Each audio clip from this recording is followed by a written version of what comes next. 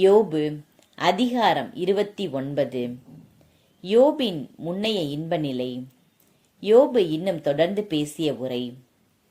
காண்பேனா முன்னைய திங்கள்களை, கடவுள் என்னை கண்காணித்த நாள்களை.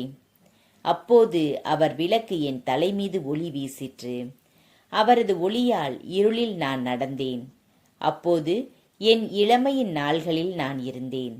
கடவுளின் கருணை என் குடிசை மீது இருந்தது. அன்று வல்லவர் என்னோடு இருந்தார். என் மக்கள் என்னை சூழ்ந்திருந்தனர்.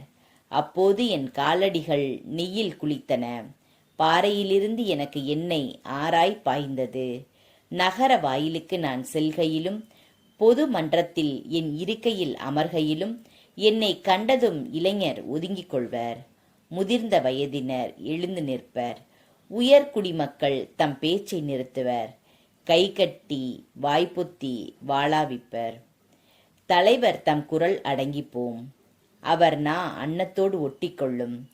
என்னை கேட்ட செவி என்னை வாழ்த்தியது. என்னை பார்த்த கண் எனக்கு சான்று பகர்ந்தது. ஏனெனில் கதறிய ஏழைகளை நான் காப்பாற்றினேன்.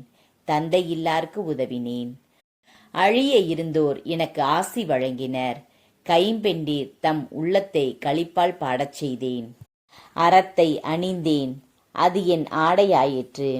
நீதி எனக்கு மேலாடையும் பாகையும் ஆயிற்று. பார்வையற்றோருக்கு கண் ஆனேன். காலூனமுற்றோருக்கு காலானேன். ஏழைகளுக்கு நான் தந்தையாக இருந்தேன். அறிமுகமற்றோரின் வழக்குக்காக வாதிட்டேன். கொடியவரின் பற்களை உடைத்தேன். அவரின் பற்களுக்கு இரையானவரை விடுவித்தேன். நான் எண்ணினேன், மணல் மணியைப் போல் நிறைந்த நாள் உடையவனாய் என் இல்லத்தில் சாவேன். என் வேர் நீர்வரை ஓடிப்பரவும். இரவெல்லாம் என் கிளையில் பனி இறங்கும். என் புகழ் என்றும் ஓங்கும். என் வில்வளை திறன் கொண்டது. எனக்கு செவி கொடுக்க மக்கள் காத்திருந்தனர். என் அறிவுரைக்காக அமைதி காத்தனர். என் சொல்லுக்கு மறுசொல் அவர்கள் கூறவில்லை. என் மொழிகள் அவர்களில் தங்கின. மழைக்கென அவர்கள் எனக்காக காத்திருந்தனர். மாரிக்கென தங்கள் வாயை திறந்தனர். நம்பிக்கை இழந்தோரை என் புன்முறுவல் தேற்றியது.